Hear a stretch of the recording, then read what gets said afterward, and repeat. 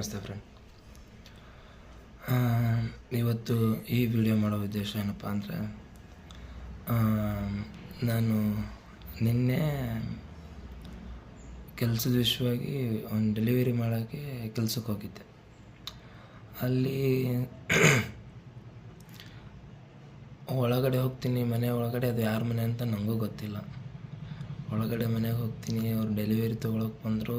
ನೋಡ್ತೀನಿ ಅನಂತ್ನಾಗ್ ಸರ್.